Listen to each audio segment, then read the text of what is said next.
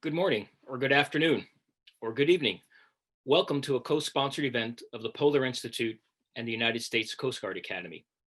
This is a debut of their release of a new documentary entitled Polar Guardians, Coast Guard Icebreaking in the High Latitudes. I'm Mike Sfraga. I'm the director of the Polar Institute and the Global Risk and Resilience Program at the Wilson Center.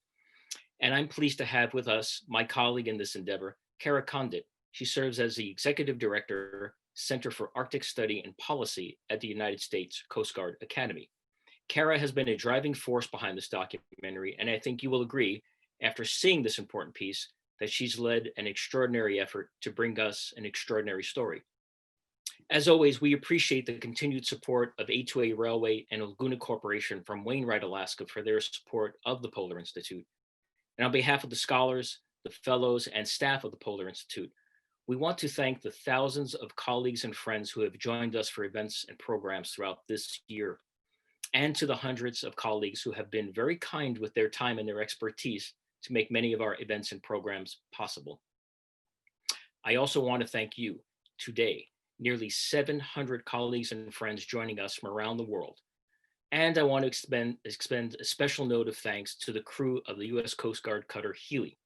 They're watching us from Seattle, Washington. And we all want to extend our best wishes for a safe journey to the crew of the U.S. Coast Guard cutter Polar Star as they venture north for the Arctic winter. Our program today will begin with introductory remarks by Admiral Karl Schultz, the 26th Commandant of the United States Coast Guard. After the documentary, I'll be joined by Kara, as well as a distinguished panel of speakers. Their full biographies are posted on our website. And please, throughout the program, you can send your questions or thoughts to polar@wilsoncenter.org, polar@wilsoncenter.org. Our first panelist is Admiral Thad Allen, the 23rd Commandant of the United States Coast Guard. As you well know, he's had a long and rich career serving our nation, including participating in Operation Deep Freeze, which included an expedition that's had both the Polar Star and the Polar Sun all at the same time down in Antarctica. And he was an early champion of the effort you're about to see.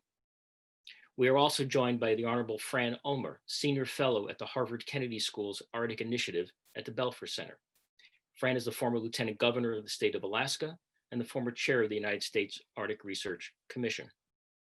And we're also joined by Ambassador Dave Bolton, Senior Fellow at the Polar Institute, and formerly served as a Deputy Assistant Secretary for Oceans and Fisheries at the State Department. I want to thank all three of our panelists today. I thank Kara for inviting us into this wonderful event, and I want to thank the Coast Guard Academy for allowing us to host this wonderful event. With that, let's turn to the documentary with welcoming remarks by the Commandant, and then right into the documentary, after which we will reconvene. Thank you for joining us. Thank you for taking time today to join us in the Wilson Center's Polar Institute to learn about the United States Coast Guard's work in the polar regions.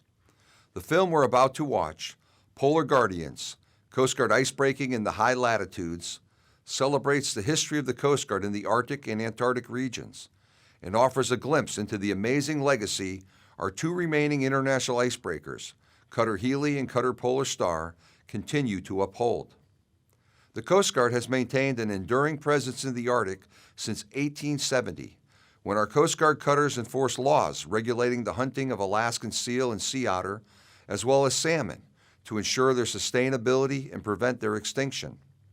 The Coast Guard has also supported the exploration and research efforts in Antarctica since the 1950s and continues to provide the icebreaking capabilities for Operation Deep Freeze, the annual resupply of McMurdo Station, as well as conduct Antarctic treaty inspections. As the film will show you, the Coast Guard has a rich historical presence in the high latitudes. This presence in the Arctic region represents a 150-year relationship between Alaska Native communities whose lives depend on the natural resources found in the sea and along the coast, as well as industry, other Arctic residents, and the United States Coast Guard, which has served as the lead federal agency for Homeland Security, safety, and environmental stewardship in this region. The demands in these regions continue to increase. As the Arctic becomes more accessible and strategic competition drives more actors to look to the Arctic for economic and geopolitical advantages, the demand for United States Coast Guard leadership and presence will continue to grow. But we must continue to balance the mission needs in the Antarctic as well. To answer that demand signal, we're building a new fleet of icebreakers. In April 2019, the design and construction for our lead polar security cutter was awarded to Halter Marine. Our fiscal year 2021 budget requests $555 million to continue program management for construction of the first polar security cutter and fully fund construction of the second. Construction of the first polar security cutter is scheduled to begin in 2021, with delivery scheduled for 2024. This is the initial build towards a fleet of icebreakers, including at least 3 polar security cutters. In the high latitudes, presence equals influence. Acquiring these assets is a critical investment priority as other nations, including non-Arctic states, are present in the Arctic today. In our obligations, both as an Arctic nation and as a signatory to the Antarctic Treaty System, requires us to have the capabilities to be a consistent presence. Recently, United States Coast Guard Medium Endurance Cutter Campbell enhanced U.S. capability in the Arctic as her crew participated in the High Latitude Search and Rescue Exercise Argus off the coast of Greenland alongside Canadian, Danish, and French forces, as well as local federal, state, and tribal agencies. These peaceful international exercises with our fellow Arctic nations are opportunities to improve operational capacity in a dynamic and geostrategic environment, as well as strengthen the rules-based order. We know international cooperation works. For 25 years, the 6 nations which contribute to the enforcement efforts of Operation North Pacific Guard have confronted distant water fishing fleets that fail to adhere to international rules and regulations. Our collective efforts have been overwhelmingly successful, practically eliminating illegal high seas drift net fishing in the North Pacific Ocean. As guided by the Coast Guard's Arctic Strategic Outlook, we look forward to similar future successes from U.S. Coast Guard cooperation and collaboration with our fellow Arctic nations through established networks like the Arctic Coast Guard Forum and the International Maritime Organization.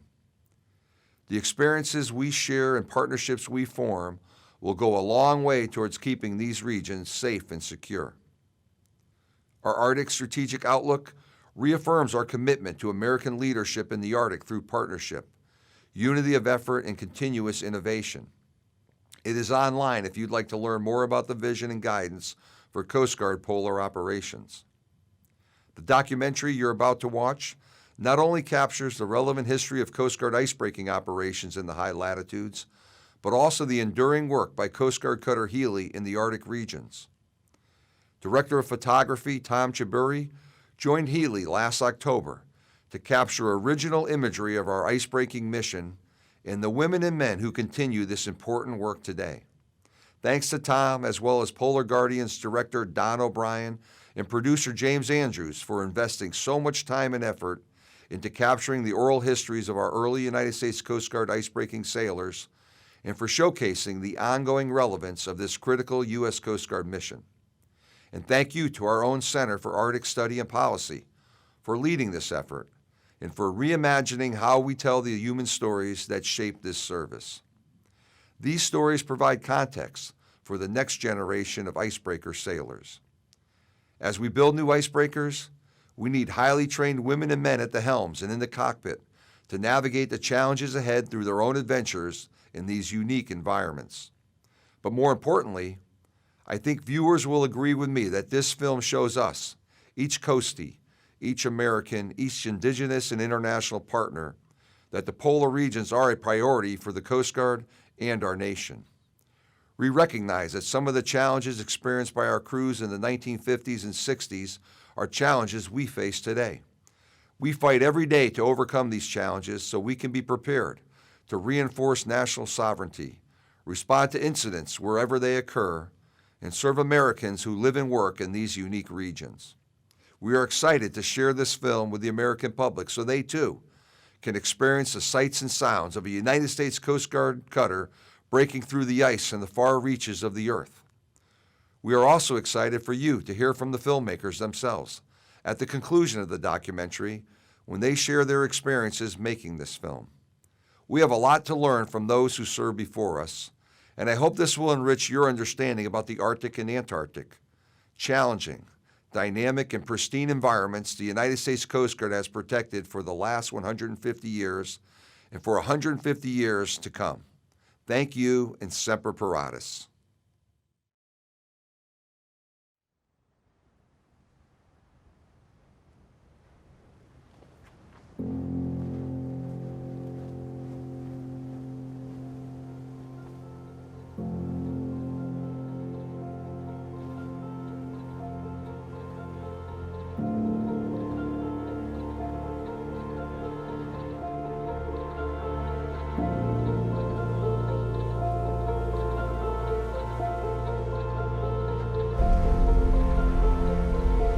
I just remember my first few nights aboard Glacier in the ice.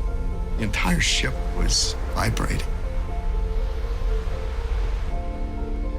You hit the ice and you're like crunching, and then you scrape back. Hunks of ice 10 or 12 feet thickness go off at angles, and chunks of it just flying in the air. It almost sounds like metal on metal, with scratching and scraping along the hull. Icebreaking's kind of a unique experience for people that go to sea in ships. You're actually ramming into something with the idea of breaking it up versus trying to steer clear of everything else that's on the water. The ice sometimes is stronger than the ship, and you have to figure out how you're going to attack the ice so you go where you want to go. You got to break ice, have a great time doing it, plus see the world.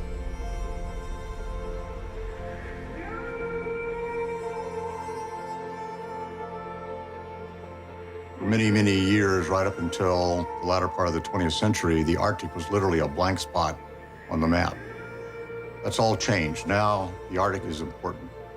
While we've always had military capabilities in the Arctic, we've been very lacking in the surface capability to actually be there. If the country wants to exert influence, the only way you can reliably do that is with a polar icebreaker. The U.S. needs icebreakers because we're an Arctic nation, and we have 3 major bases in Antarctica that demand icebreaking to resupply them so that we can continue to assert an active and influential presence on the Antarctic continent. The Arctic Ocean is melting and become more open. There's more commerce going on up there. There's more adventure tourism. There's a lot of people up there that didn't used to be there.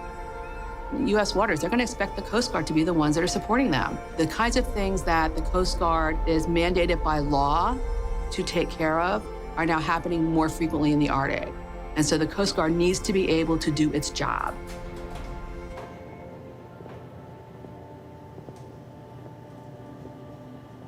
I can remember one night when I went over to the library to try to get some concentration on my homework that was due the next day, and I noticed on a bottom shelf there in the old library at the Coast Guard Academy a row of dog-eared binders. So I pulled one of those out, and it was a polar icebreaker cruise report.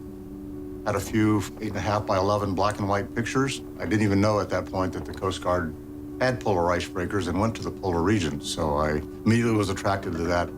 Where we are right now is on the bridge of the Polar Sea. I was honored to be the commanding officer of what was the Coast Guard's largest vessel for many years. Polar icebreaking is humbling, it's astonishing, and be a bit lonely too. You're on this small ship in a bleak landscape. But I think among many people who have that streak of adventure in them, it's exciting. One of the decisions I made after the Academy experience was to find the largest ship that went the furthest.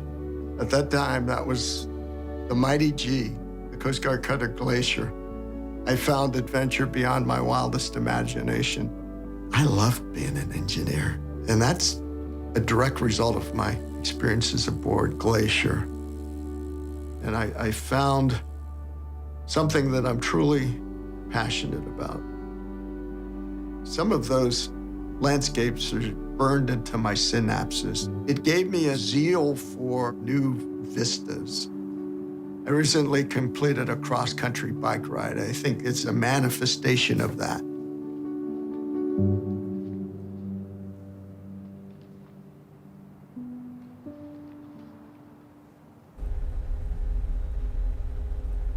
It's a different planet. To be in it is like to be on the moon. You know, like you're completely isolated. You know, we're thousands and thousands of miles away from anyone else. And there's also just nothing to see other than the ice, which I love. I think it's beautiful. You can really feel like how tiny we are in comparison to the globe. I love that I've gotten to see this place, you know, before it disappears.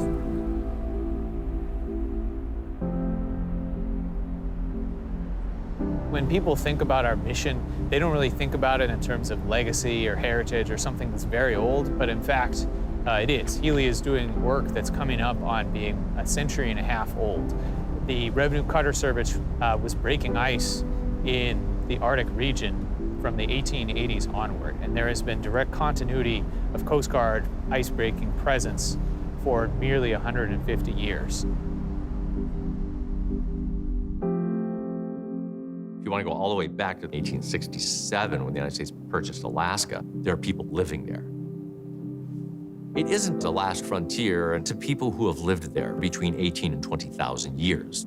And so the U.S. government tries to do something for people they see as now occupants of American territory. It's a very complicated history. We're a law enforcement service. We're also a humanitarian service. The Coast Guard was called the Revenue Cutter Service. The icebreakers were key to getting everything from mail to medicine to people to food. The Bear is probably the most famous ship in Coast Guard history. One of the most famous COs is Mike Healy, the first African-American to command a U.S. federal ship. They assisted whaling vessels that got in trouble, search and rescue. They enforced U.S. laws. Very much a reflection of the Coast Guard mission set today. By the 1920s, it became clear that the wooden ship approach was not going to work. The first real icebreakers appeared in the late 1930s under an executive order by FDR, and that was because of the coming of war in Europe. The United States was providing all sorts of commercial and military supplies, and so we had to keep the Great Lakes open. By about 1943, 1944 is when we get the Wind class. And those are driven by the war effort. The United States and the UK believed that Germany had designs on taking Iceland and had actually moved forces into Greenland. So the United States Navy and the United States Coast Guard needed to have assets that could get to Greenland and get to Iceland should Germany try to capture those areas. Admiral Edward Thiele, he was called down to the chief engineer's office one day and shown a note from the president, FDR, that said, "Build me the world's best icebreaker." They were able to go from conceptual design to an operating ship within a couple of years. Fairly small by today's standards, but that made them to be able to maneuver in the fjords of Greenland. So the United States emerged from World War II with 7 Wind-class icebreakers.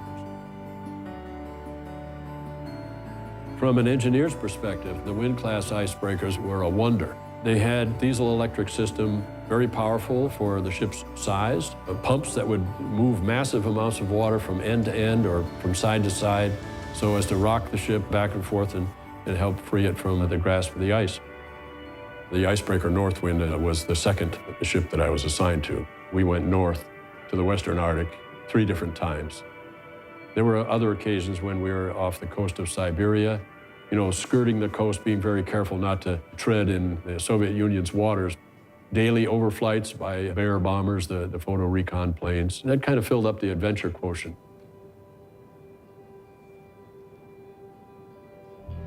After World War II, the Antarctic's resources became of great interest. So the Navy mounted actually 2 major expeditions in the late 40s, Operation Windmill and Operation High Jump, in which they went down with a whole variety of naval resources, supported by the Wind-class icebreakers. What they found out was not surprising, that submarines destroyers and aircraft carriers didn't do well at all in the ice, and that the icebreakers were really the ships you needed. And that caused the U.S. to go down to McMurdo Sound and built a major base. The Antarctic Treaty System was signed in 1959 at a time when about a dozen countries were getting relatively close to conflict over conflicting claims of sovereignty in Antarctica.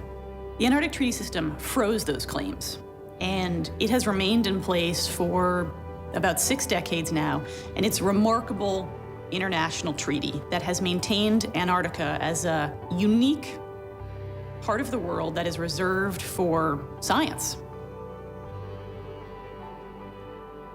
In Antarctica, the primary mission of the icebreaker is to break a ship channel into the United States base at McMurdo Sound so that the resupply ships can get in.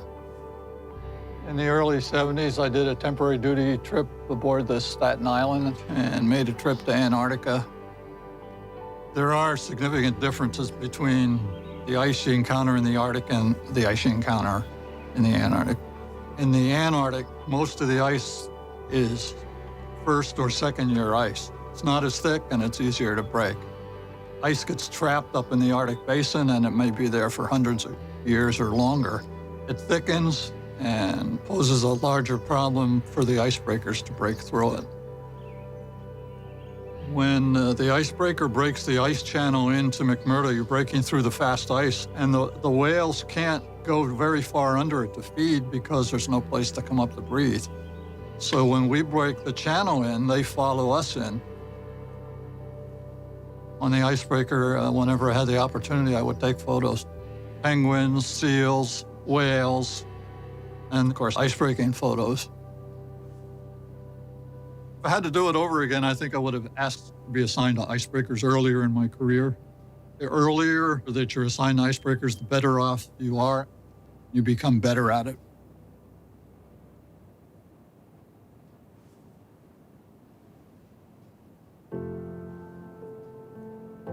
Were a missile to be fired at the United States, it would come over the pole. This is what led in the early 1950s to the creation of the Distant Early Warning Line, a series of stations that we could give the United States and Canada advance warning where there are either ship forces or airborne forces or missile forces coming over the pole. Who's going to take care of those stations? And that's where the Coast Guard came in.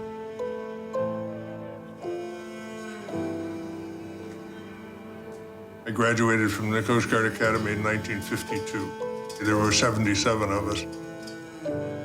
I went to Bramble as executive officer in February of 1957. The purpose of the Northwest Passage venture in 1957 was really in support of DEW line construction and logistics. The Coast Guard decided to make a film to document the undertaking. This would be the first time a U.S. flagship had made a transit through the Northwest Passage. We would survey the route that would be necessary for supply ships to escape in the event they could not return from the Arctic. There is one shot that shows my back. Other than that, in obscurity lies my security.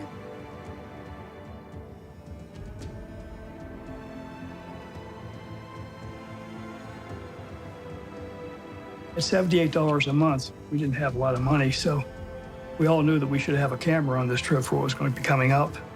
And we all pitched in $1 a piece, and we bought a Brownie camera. And the deal was at the end of the trip, we'd flip a coin and the odd man would get the camera. I won the camera. I wrote to my dad on September 6th saying that we had just made it through the Northwest Passage with, I think I said, 50 million problems. Maybe I exaggerated a little bit. I told him that, about the repairs that were needed and so forth, and that I didn't think that we'd make it. I'm still amazed that we made it.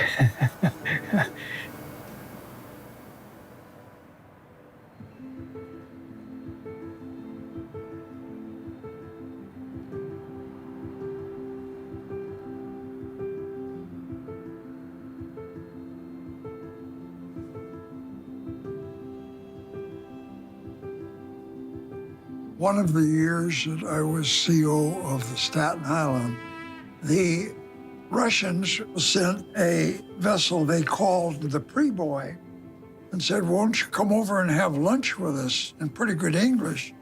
And I said, yeah, I guess I would.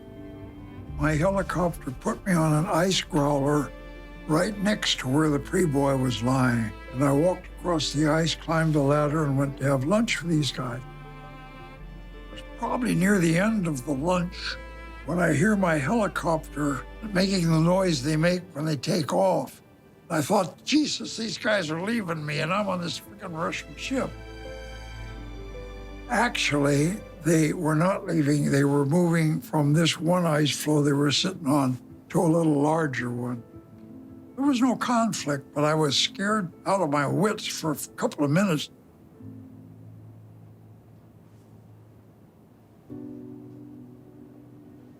'63, '64, '65, we spent the majority of our time north of Russia. The Russians did not appreciate it. We had guided missile destroyers escorting us. At least several times a day, there would be a Badger bomber. We had a number of tasks to do. One of them was the observation of the Russian fleet. At that particular time, there was 22 ships. We just left our other oceanographic tasks and we went over and positioned ourselves, and that fleet passed in review. I was a deck officer at the time. That picture depicts when they passed in review for us.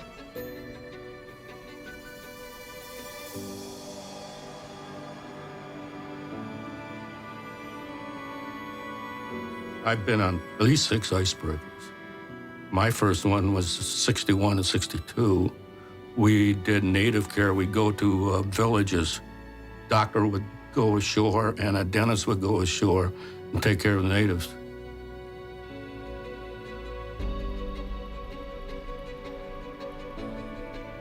We did that, and then we would do some oceanography.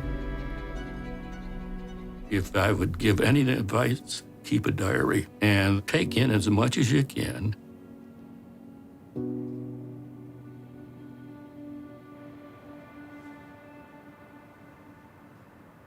As the 60s began, it became clear that Wind-class icebreakers were aging and we needed plans for replacing them with something. It was decided that we would build 4 Polar-class vessels. Polar Star, Polar Sea are massive vessels with tremendous horsepower and can do amazing things because you can get up to 75,000 horsepower on Polar Star.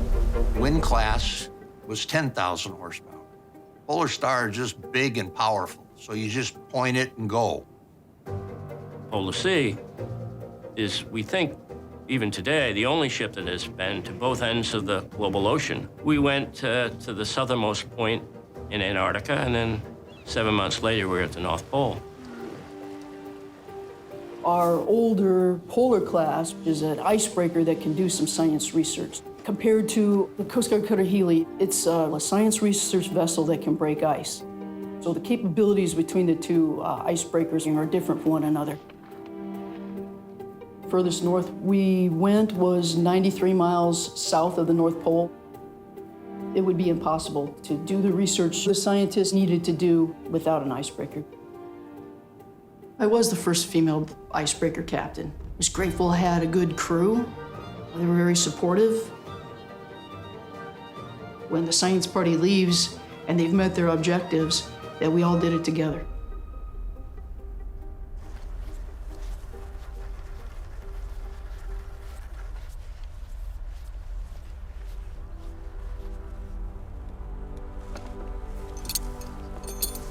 Out here in the Arctic summer is not as bad as when you're out in March working off of Greenland when it's minus 40, something like that. So here we can take our gloves off and freeze our hands in 10 seconds. Because of how difficult it is to get to the Arctic in the first place, this environment is something that we know very little about. There's a full range of geology, biology, sampling, the water column, oceanographic work, but also atmospheric work. We've launched balloons from the ship that carry instruments up into the atmosphere. We certainly have gone down to the bottom of the sea, taking a sediment sample.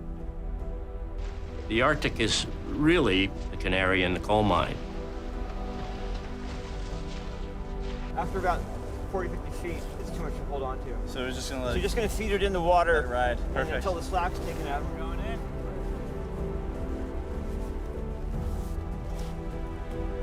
Twice the temperature elevation of any other place in the lower latitudes happens throughout the Arctic. For climate change, studying the Arctic in particular gives us an idea of what the rest of the planet might see. Climate change is one of the biggest threats to national security. One of the best ways to prepare for it is to understand what's going to happen, understand the consequences and impacts of climate change. In order to do that, we need to conduct more research, and we need more vessels that are prepared to come up here.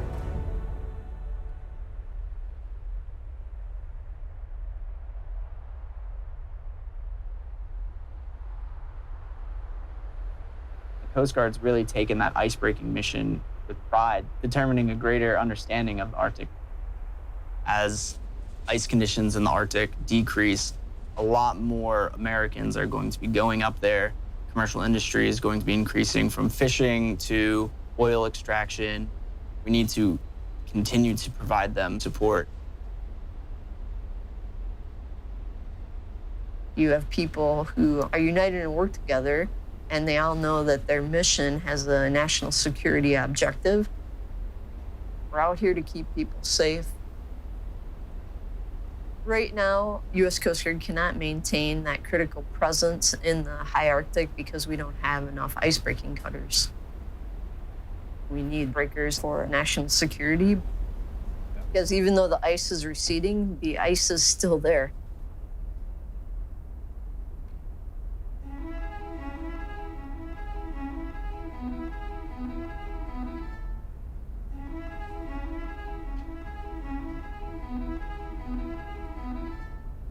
Our first Arctic strategy, we talked about we have to be up there, we need to have partnerships, we need to preserve the way of life for the native populations there, we have to worry about search and rescue.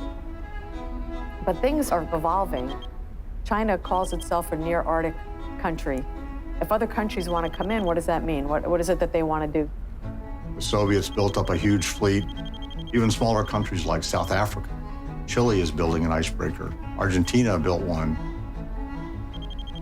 Not only do we have to worry about being able to operate up there safely, we have to worry about, is this going to be a future site of conflict in addition to economic competition? The ice is diminishing in the Arctic. In some ways, that's a problem. In other ways, it's an opportunity. The Russians, I think, believe it's a big opportunity. They are uniquely poised to be a very big player in the Arctic. The independence of an icebreaker is one of the real benefits of it. Wide discretion within your mission orders. Of course, the downside of that is if things go bad, you're all by yourself. Having the backup is not there. This goes into the whole argument that the Coast Guard has been trying to make about how we need a core number of icebreakers. We don't want to send a ship up with absolutely no way to go help it out. Having additional ships is part of that redundancy, that depth on the bench. In the wind class era, the country had a lot more polar capability than it does now, which is kind of ironic considering what's going on with Arctic melt and all the implications of that. In the past decade, with the precipitous retreat of sea ice from the Arctic and increased interest in the Antarctic, other nations are becoming involved and starting to act provocatively. If we look at the economic factors, we see a lot of shipping going through the Arctic. We see development of resource extraction. All of these are factors that are going to demand Coast Guard presence in the region. We need the presence to be able to effectively enforce the laws, including international laws up there, to protect the sovereignty, both from an international obligation and that rules-based order, and the statutory obligation that we have. Icebreaking is important because I consider them to be national security assets. Even with the opening of the Arctic Ocean, there's still going to be ice up there. These are domestic security icebreakers, but they're also national security icebreakers.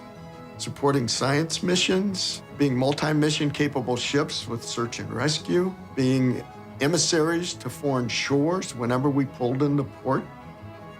We were representing America.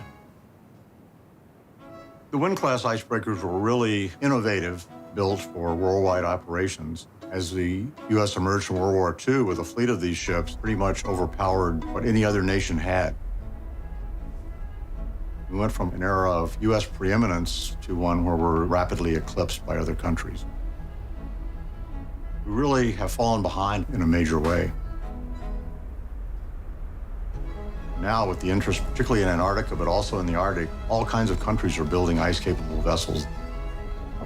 There are a lot of nations that are trying to make a play for resources in the Arctic. I think our national interests are going to be violated. If we don't have icebreakers, we're not going to be relevant in the discussion.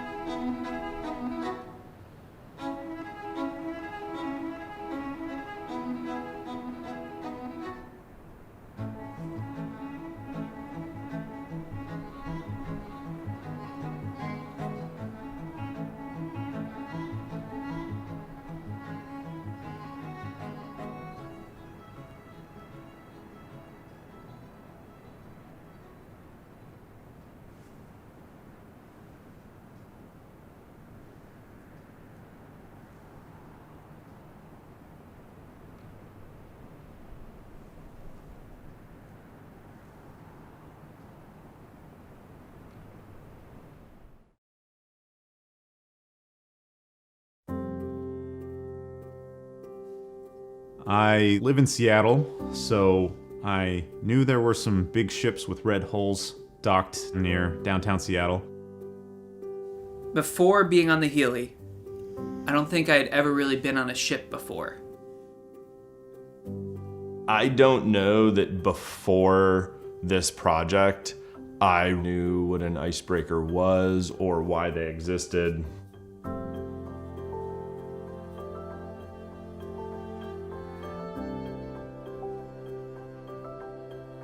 So we had three main goals when we started this project. One was just to tell the history of icebreaking in the United States, to capture personal histories of the men and women who have served on Wind-class icebreakers, and to communicate the importance of icebreaking in the polar regions. Making this film started with doing pre-interviews. And so James called up 50 plus people and talked to them about their experience on icebreakers. We whittled it down to 22 people that we were going to interview. The most important thing you can do is talk to people who have served on the ships.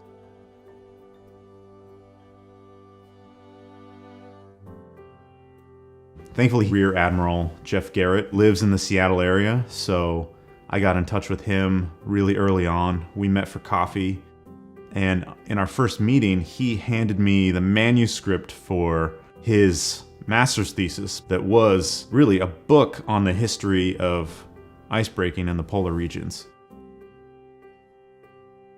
We went ahead and, using the information we've gotten from interviews, made an outline of the way that we intend to tell the story. Armed with that treatment, we went into production.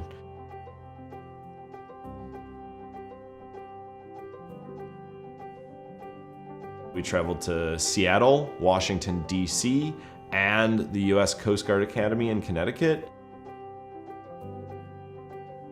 Almost everyone, to a person, looked back on their time on icebreakers as some of the fondest memories of their lives. I don't think I talked to anyone who said like, oh yeah, I used to serve on icebreakers and that sucked. Everyone talked about the sense of adventure, seeing the world, the camaraderie.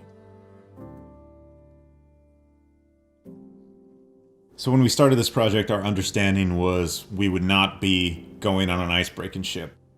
Eventually, we were able to get permission for Tom to go up on Healy into the Arctic.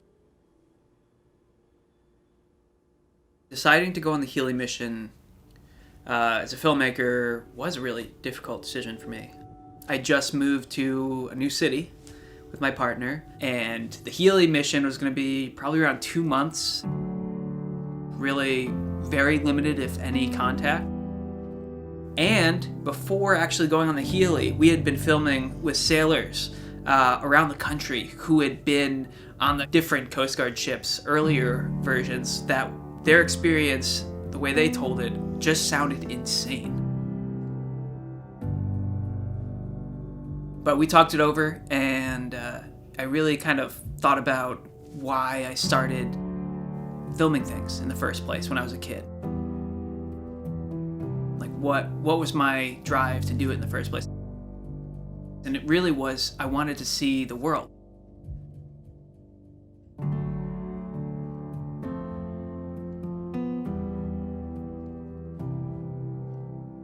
Filming on the ship was a challenge. There's always different variables that kind of play into how do you capture what you need to capture as a filmmaker. My batteries would die pretty quick out in the cold, for example. It was -30, -35 out, and plus a wind chill. It was like -50, -60. Incredible, cold temperatures I'd never experienced before. My lenses would fog up all the time going from in to outside, and these were things I just had to become comfortable just switching out or doing more often than I would have otherwise.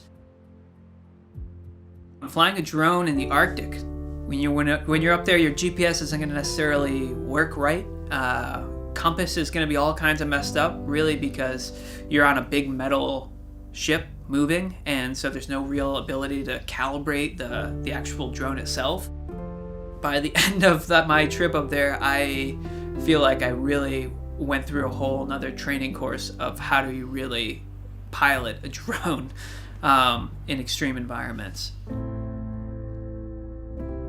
When we first hit ice, it was a moment that I knew was going to be cool because, at least for me personally, I'd never seen anything like that. But also a lot of the sailors on that ship had never been up to the Arctic either, so they didn't know what ice breaking was really like or what it was like to actually drive a ship through, feet of ice.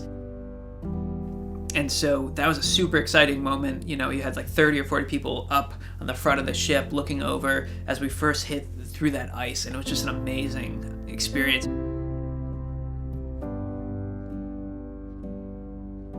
I think I had a very specific stereotype of what a young Coast Guard sailor would be like. It was a very limited view before I went on that ship. Day one, my expectations and assumptions about who these people would be were totally tossed out the window. I met a bunch of young, energetic, passionate sailors who cared about the environment, who wanted to make a change in the world. And they felt that by being in the Coast Guard and being a part of these missions, they could do that.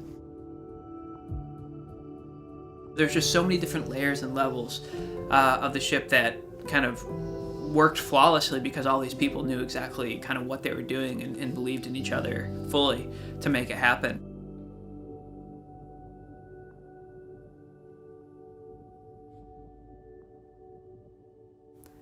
It was just such an amazing, unique experience for me. As a storyteller, but just as a human, too. There's nothing like it. There's nothing like it. When you watch something on TV and it goes by in a half an hour, you don't normally think about all the time that people put into making that story. But after months of planning, weeks of filming, at the editing stage, we spent countless days with the help of Kara Condit and Dr. Zuchek.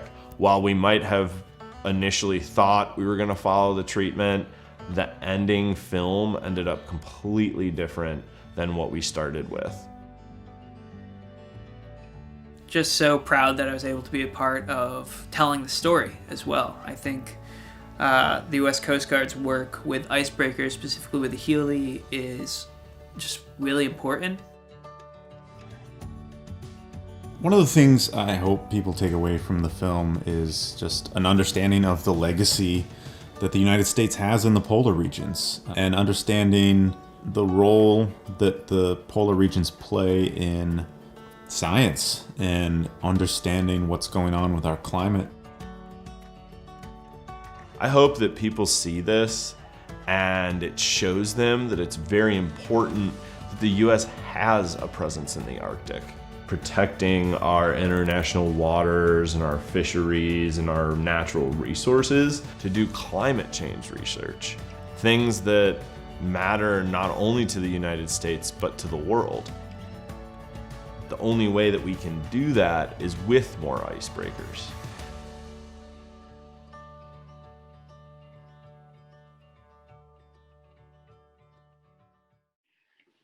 Well, thank you all for watching that incredible documentary, and to all of those who put it together. Kara, to you and your team for the vision to bring the story forward. I hesitated there a moment because I was still wrapped into the storyline, and although I have seen this before, I have to tell you that as I was writing notes, I would be turned away to watch those interviewed. Not so much the vision of the ice, although that's capturing, but the stories. Very compelling. So I know that we have some questions coming in. Let me just remind you all that you can add into our conversation by emailing polar@wilsoncenter.org, polar@wilsoncenter.org. A couple of things striking before you go to at least to me, and before you go to the panel. I mean, you can hear and you can see the passion for the mission in every one of those who share their stories. And I think it's like passion born of purpose, I think is maybe the best way for me to put it. And there's a personal link and a professional link, and this arc of tradition, decades old, but with a new set of missions in a very different dynamic. So in some ways, this documentary, Polar Guardians, thinking about the stories past, but the way in which it rolled out, it's not just a story about the Coast Guard's role in the polar regions and the changes that have occurred, but to me, a lot of this is the story of a changing Arctic and Antarctic, the changes to the Coast Guard consistent with changes to the environment and vice versa, and how the two are linked, and how our national identity and our national security interests and our environmental stewardship, our focus on research, all of those things tied together. And that came out clear to me, this incredible story and the challenges ahead for us as a nation, the needs that we have as a nation, not just to keep up, but to do the good work that we've been doing for so very long, built on so many dedicated individuals. So speaking of dedicated individuals and leadership, let me now open the panel to Admiral Thad Allen to share some of his thoughts, his perspectives, and then we will continue on with our discussion. Admiral Allen. Thank you, Mike. It's great to be here with David and Fran.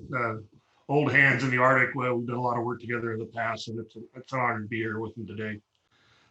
I'd like to maybe wind a little personal biography with this, and this has great meaning for me. It has been my entire career. I started grade school in Ketchikan, Alaska, when my father was stationed on the coast there. And the 180-foot buoy tenders in Alaska also were capable of ice breaking, much less than the polar breakers. But I developed a great love for the country up there and was able to go back many times over the years, including starting the summer deployments when I was Commandant on the North Slope of Alaska. But my father was transferred from the Sweetbriar and became the Coast Guard recruiter in Portland, Oregon in 1957. We left in July that same year, the 1st of July. The Storis aspired into Bramble, started what would be the first circumnavigation of the North American continent to establish, as the film said, what would happen if they really need to use Northwest Passage for transportation. So let me hold this up. This is my Coast Guard cutter Storis coffee cup. that I still use every morning to have my coffee here in the house. The extraordinary uniqueness of the high latitude operations that we conduct are not only important to the Coast Guard of the country, they're really important to the world. With the Coast Guard mission set and our ethos and how we act, we're there to protect the sea from man, and protect the man from sea, and protect the man from ice and the ice from man. And we've been able to do that, but we've been severely hobbled, as was told, with down to one polar breaker and the Healy. I'm buoyed by the fact that we're starting to construction, and we don't know how big that fleet will be, but it certainly needs to be larger. I chaired a Council on Foreign Relations task force with Christy Todd Whitman a couple of years ago, and our recommendation was 6. So we'll see where we go with that. That's going to require some support crossing administrations, but more importantly, the career people in OMB need to be behind this moving forward. So I'm delighted to be here. I was able to make an Arctic deployment with the Healy. I was with the Polar Sea and the Polar Star in a dual deployment at McMurdo many years ago as well. Happy to be part of this conversation today, and look forward to the questions in the conversation. Thank you, Admiral, very much. And I'm very envious of your coffee mug and the stories behind that coffee mug. Fran, I'll turn the floor over to you. Thank you so much. Thank you very much, Mike, for the opportunity to say a few words about the U.S. Coast Guard. And before I do, I just want to congratulate the team that put together Polar Guardians. That was a fabulous video that did a terrific job of giving insight into the mission, the people, the challenges, and the importance of the Coast Guard's work in the polar regions. I just want to say, I've lived in Alaska a really long time, and I can say with a high degree of confidence that of all of the federal agencies that do work in Alaska, the U.S. Coast Guard is by far the most popular, most admired, most respected. And it's easy to understand why if you think about the mission, right? I mean, search and rescue, saving lives, fisheries enforcement, oil spill response, repairing navigational aids, all of those things are so important to the people of Alaska. And I'm sure there are many other states where people would say the same thing about the Coast Guard. But it is also, as really the primary maritime presence in our polar regions, the Coast Guard has a unique and important role. Rarely discussed, however, as part of that role is the science mission. And yet it is one of the most important things that the Coast Guard does, because really nobody else does it the way they can do it in terms of providing platforms for research in both the Arctic and the Antarctic.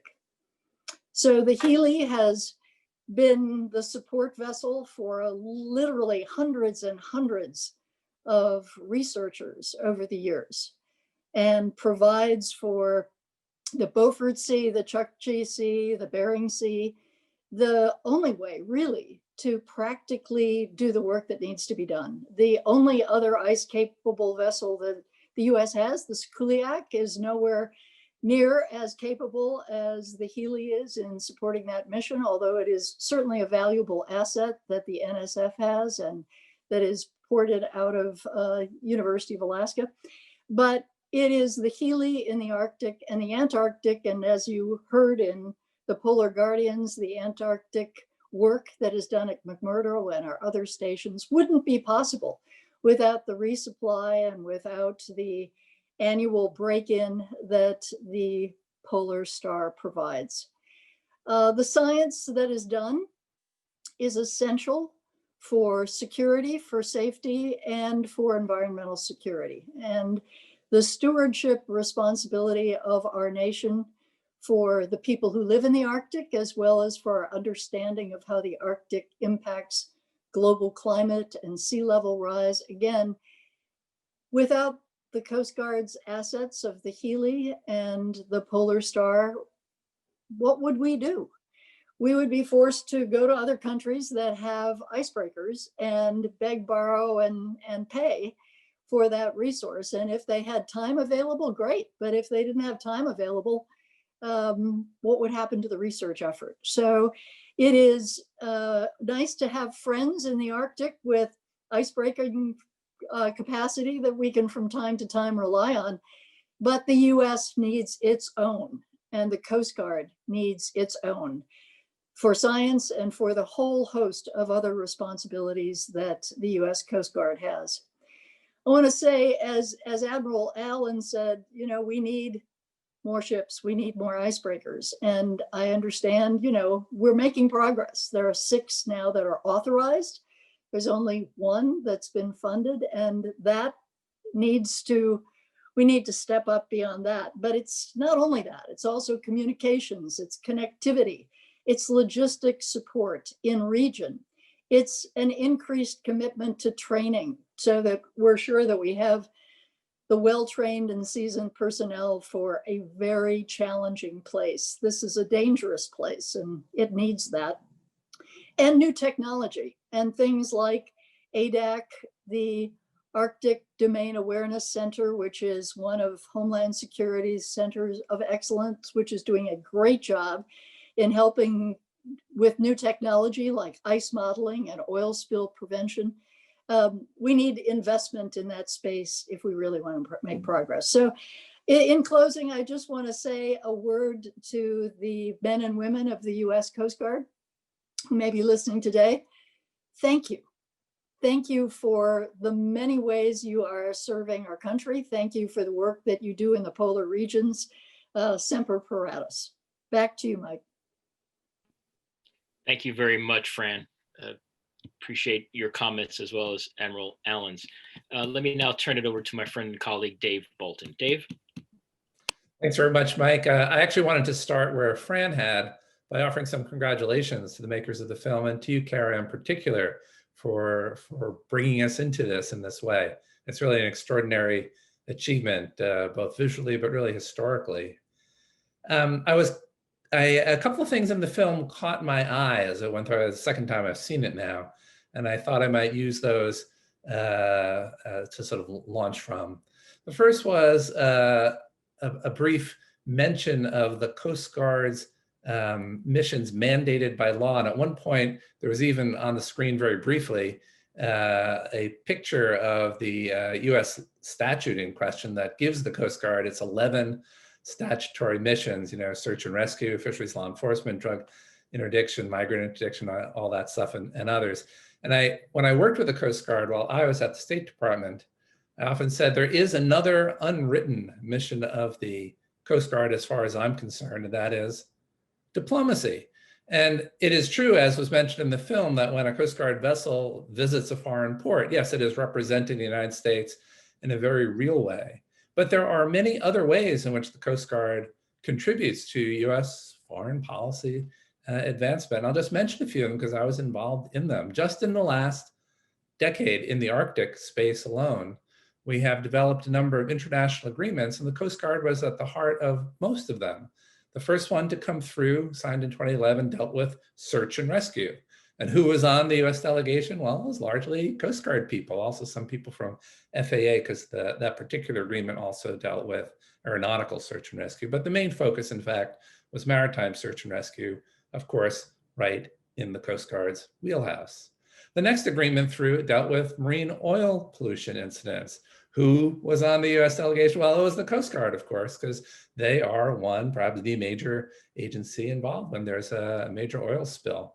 And if there is a major oil spill in the Arctic, there will be problems. We need a disagreement to help sort of pool resources with the other Arctic countries.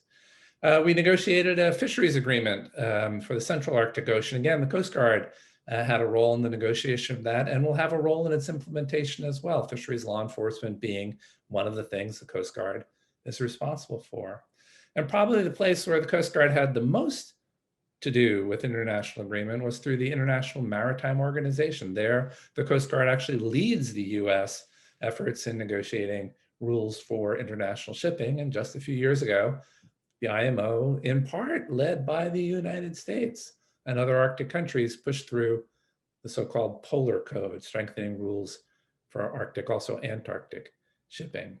And the Coast Guard created, by the way, the Arctic Coast Guard Forum.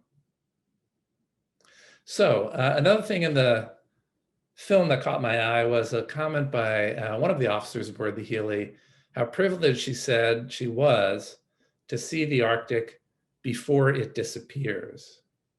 Well, of course, the Arctic isn't literally disappearing. It will still be there. But I think we all know what she meant, right?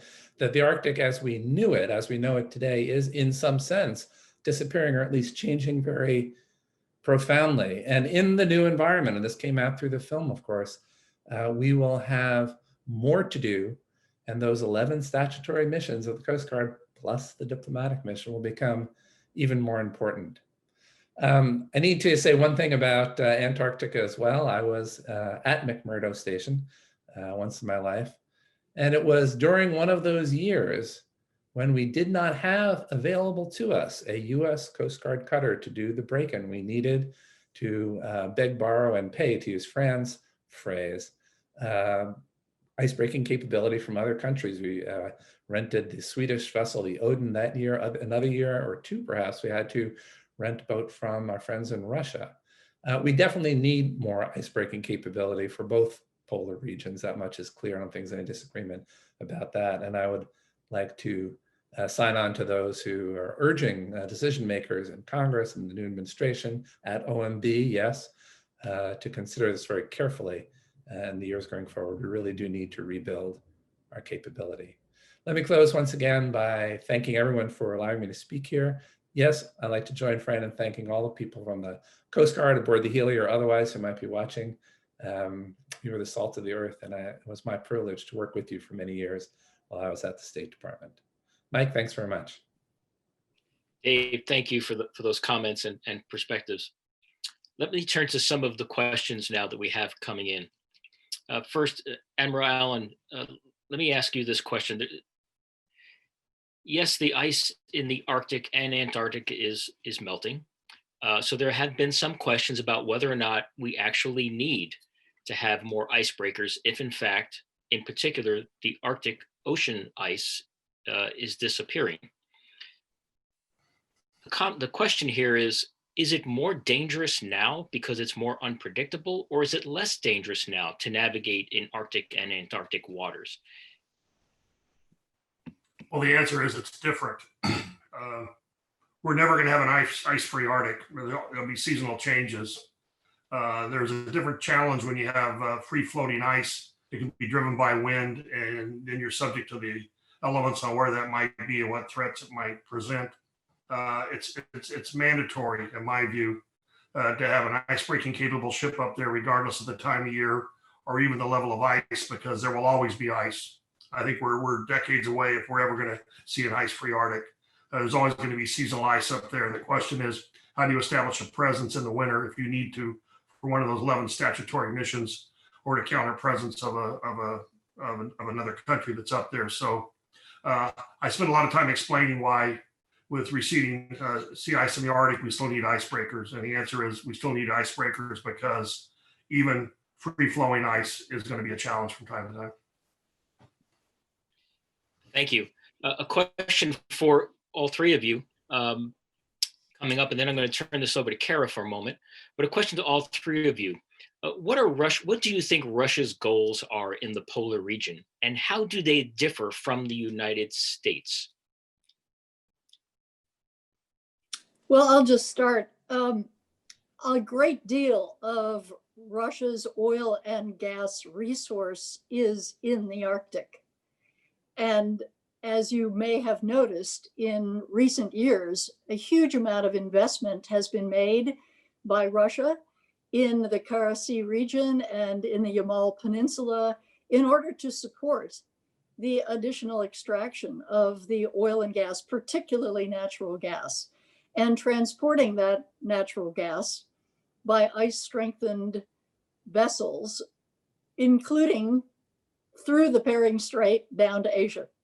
So the extent to which that will increase and likely has been and will be a high priority of the Russian government because it's so important to their economy means that as a near neighbor And as a country that shares the Bering Strait with Russia, it is increasingly important for us in that space to be prepared for whatever may happen, including, unfortunately, the potential disaster of a ship strike, of a marine mammal, of a small subsistence boat, or an oil spill.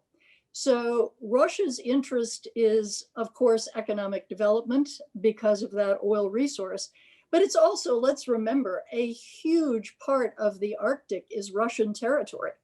So it is for them as well a protection of their country in a national security sense, just as the US feels about it from our perspective, protecting Alaska.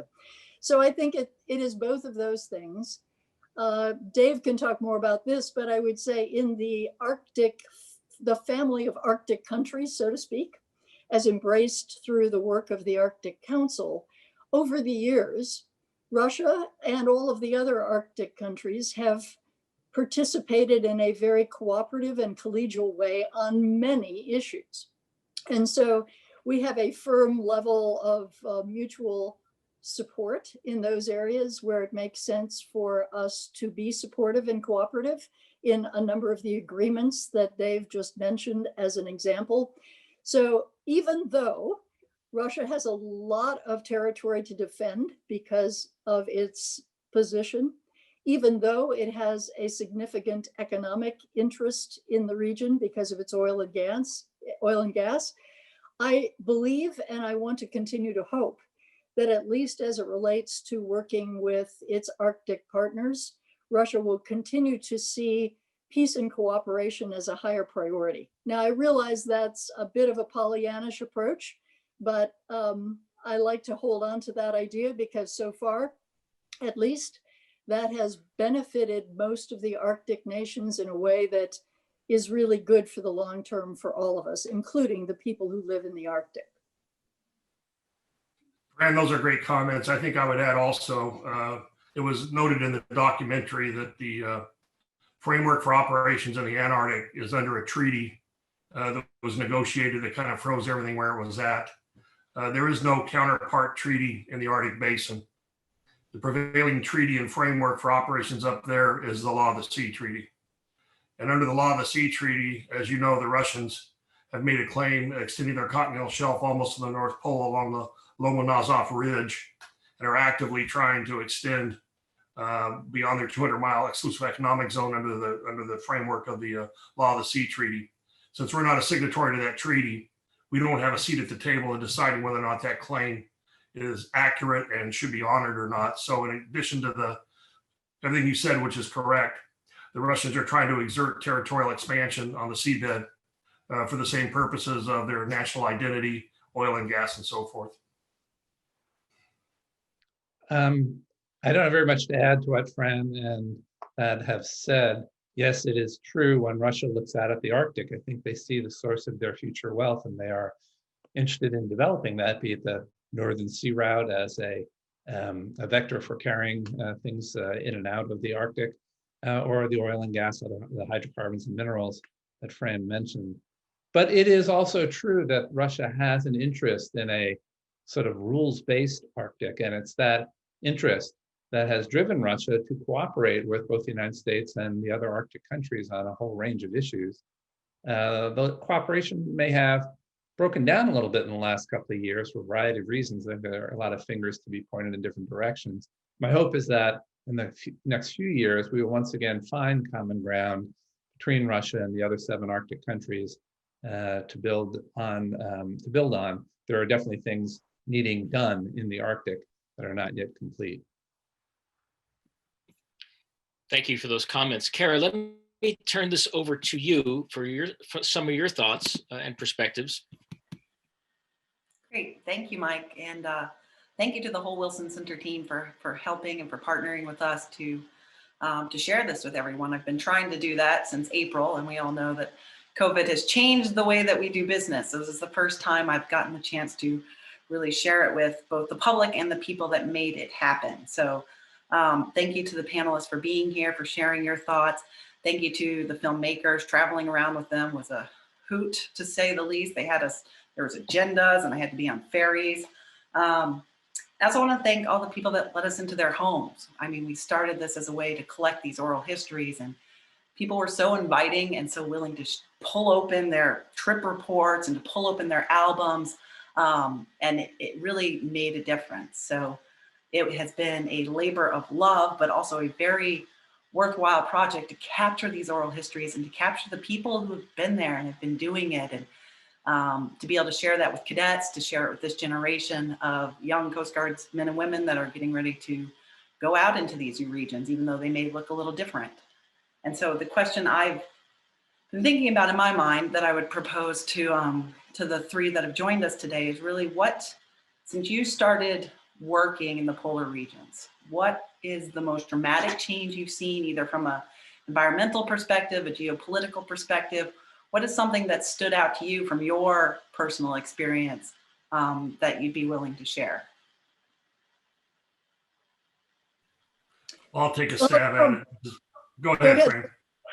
Go ahead, Fran. You first. What strikes me most, and we started the North Slope deployments the first year that I was a Commandant. We've continued those every summer since then to try and get a better handle on how we can operate up there. What's the best way to come up with procedures to establish relationships and so forth. The most striking thing about the Arctic, and in my view, everything pales against it, is a lack of infrastructure. It's the ability to conduct normal operations up there, communicate, resupply, do the things you need to do to have an on-water presence. And the fact that the nearest port of any depth at all is in Dutch Harbor or Kodiak. Nome is restricted to about 22 feet, I believe. And it's just an extraordinarily difficult place to work. And the number one issue, in my view, is infrastructure. So if the question is, what is the sort of the most shocking change that we've observed? I would say, you know, it is unquestionably true that the Arctic of today is not the Arctic of 25 years ago. And the Arctic 25 years out isn't anything like the Arctic of today. And it's very hard for us to get our heads around that. But you can see that through pictures. You can see it from ice modeling. You can see it from glacier retreat. You can see it from a lot of ways. But in terms of a personal experience, I will just say, I had the opportunity, I've been on the Healy, I've traveled on the Healy, and I've also traveled on a Russian nuclear icebreaker to the North Pole, the 50 years of victory. 3 years ago, I made that trip to the North Pole. And the day we arrived at the North Pole, it rained. And the amount of ice that very powerful, at that time, the largest and most powerful icebreaker in the world, although subsequently Russia has built bigger and more powerful ones. But the ice that we went through wasn't any more than about 1 meter thick all the way to the North Pole, which was maybe a third of what, according to the captain, would have been normal just a few years earlier. So I would say that was, for me, a stunning realization at a personal level of how much has changed, how rapidly it's changed, and what the impacts will be. Now, we will never not have ice in the winter. We have to remember, when we talk about ice retreat, we're talking about a few months of the year, really. But the thinning of it and the fact that so much of the ice now in the Arctic isn't the really thick multi-year ice that we used to have, has profound implications in terms of the ecosystem, in terms of the marine mammals, in terms of the entire system, really.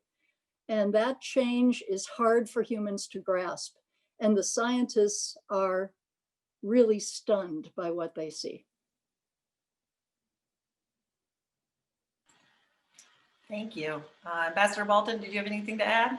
Sure, thanks, Kara. You know, for me, my perspective on the Arctic is as a diplomat, and the most profound change was the growth in attention that the Arctic as a region received over the last 25 years.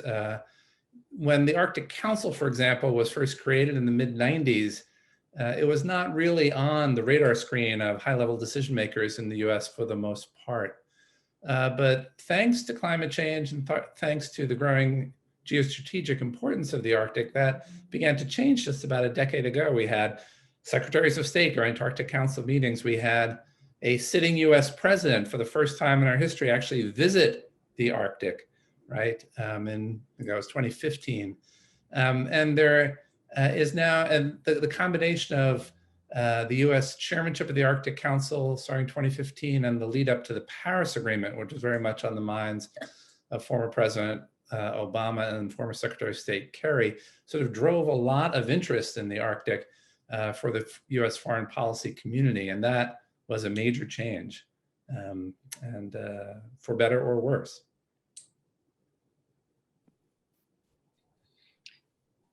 Thanks, Kara, Fran, Thad, and Dave for those reflections. I think Dave and I have spoken about this a few times. We've been calling it the quickening of the Arctic. No matter what issue, there just seems to be a quickening, whether it's environmental change or security discussions. Even in our own federal government, you hear more about the Arctic. It might be in a certain context versus a different context, but nonetheless, you're hearing about the quickening of the Arctic region. Let me pose this question to the three of you. Thad, you obviously correctly pointed out the almost absolute lack of a viable infrastructure in the Arctic, especially in the state of Alaska, but in the Arctic is one big issue to tackle. But all three of you, all of us have talked about different parts of the Arctic. You hear about Arctic research, the geopolitics around the Arctic, infrastructure, telecommunications, national security, all of those things, especially the role of the Coast Guard in all of its mission sets. But they happen almost in silos, right? Like many things in life, many organizations, they happen in silos. And you can talk to folks about Arctic infrastructure one day, which we do. And then the following day, we will talk about the Arctic in an environmental context or different context. And we have tried, and others have tried to weave these together, that these are not one issue separated by walls. These are continuums of issues and themes.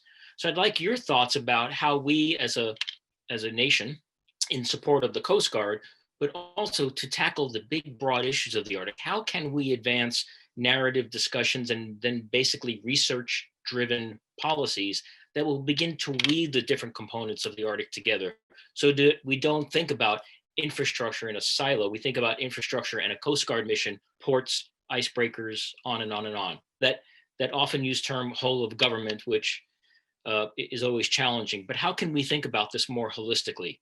And please take any one of those themes and think about that and share your perspectives with that. I realize that's a big bucket of themes right there. Let me, I'll take a stab at it to start with. If you look at the 11 statutory missions that the Coast Guard conducts, there's one central common binding factor in all that, and that's presence, effective presence, and the ability to conduct any one of those 11 missions. That requires command and control communications, and sometimes that presence requires aviation support with it. So there's nothing we're going to do up there in relationship to those 11 missions, including diplomacy, which is caught up in effective presence, in my view, without the ability to have on-water presence that gives us the capability and capacity and degrees of freedom to do whatever we need to do up there. So in my mind, it all starts with effective presence and the command and control, the structure the Coast Guard brings that allows it to be effective across those mission sets. Mike, you raise an important question, and one that for those of us who've spent a fair amount of time around Arctic issues and Arctic events always frustrates us, because other Arctic nations actually identify as Arctic nations, and the US really hasn't had that kind of identity associated with the Arctic, possibly because of a small population in Alaska, possibly because for many years it seemed out of sight, out of mind, except occasionally when a disaster would strike. But as you point out, that is changing, and there is an increased awareness, concern, interest, curiosity, partially driven by climate change and the coverage of it, partially driven by tourism. I mean, it's amazing how many more tourists have come to the Arctic in the last decade. But in terms of what we could do moving forward as a country, I want to just reflect back to what happened in 2013, when our first national Arctic strategy was adopted.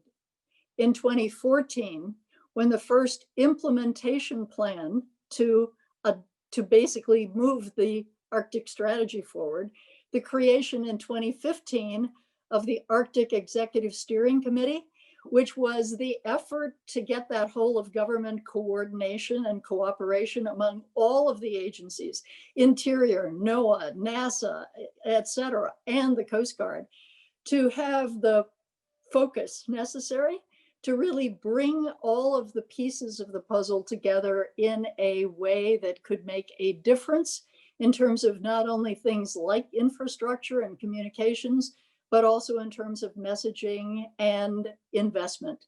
So I would say it's time to do that again. Many agencies, including the Coast Guard, came up with their own strategies after that 2013 National Arctic Strategy and have been updating them. The Coast Guard as recently as last year. And so that updating process is useful, but we need a consolidated and concerted effort out of the leadership of the United States government, starting with the White House, to basically prioritize it as an interest area that is essential to national security, international cooperation, and our stewardship responsibility. It can be done. It must be done. For me, I don't have very much to add to the wise remarks from Thad and Fran, except a procedural point.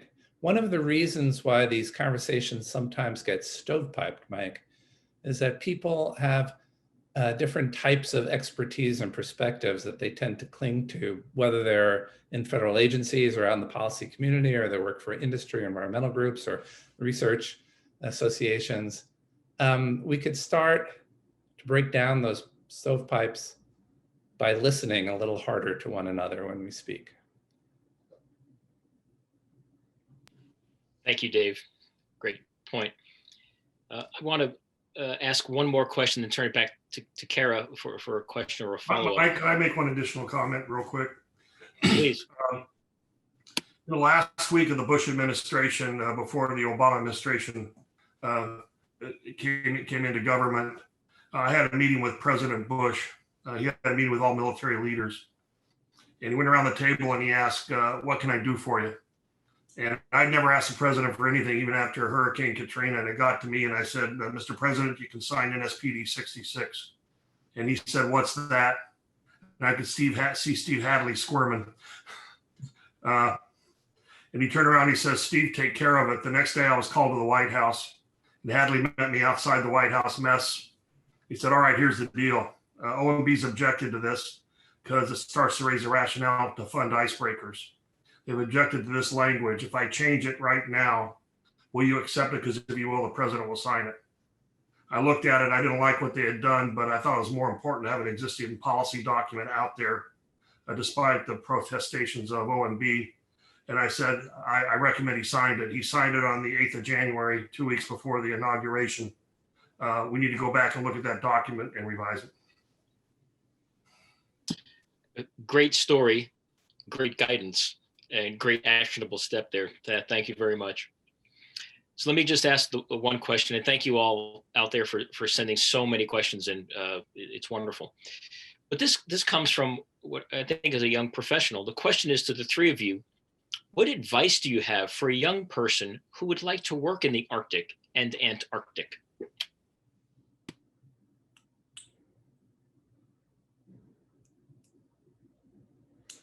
Well, maybe I'll start this time. Well, first, a piece of advice that's probably useful for any young person who has a passion for something. Get your foot in the door and make yourself indispensable. Make yourself indispensable. That often involves figuring out something that needs to be done without a whole lot of guidance and doing it and proving to the people around you that you are a necessary part of the team. More specifically for the two polar regions, there is a lot to learn that does require a fair bit of study. And there are plenty of places now around the United States that have Arctic programs. Even the Coast Guard Academy has an Arctic program. that might not be a bad place to start. Get some training, come to understand what the polar regions are really all about. But then, yeah, force your foot into a door and become indispensable.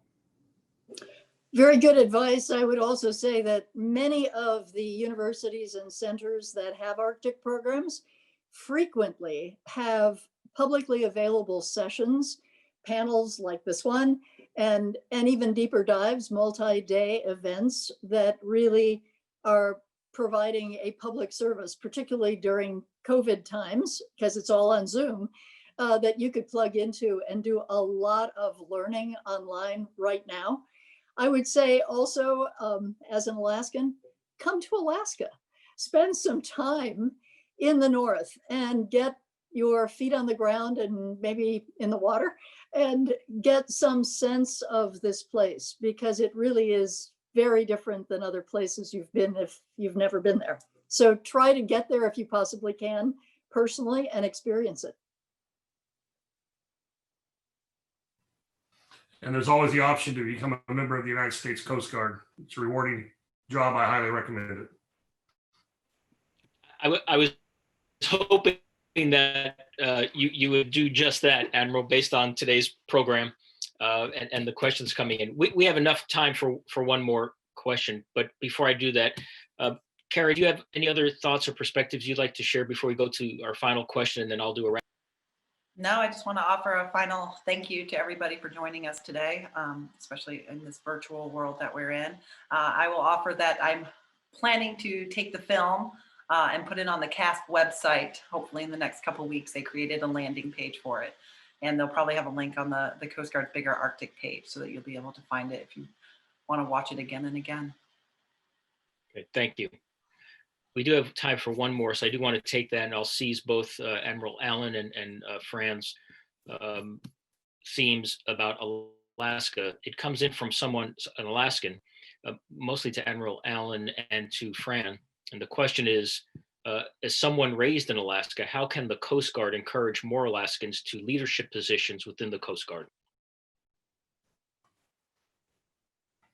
That's a great question. And the Coast Guard operates most effectively in Alaska when we understand Alaska.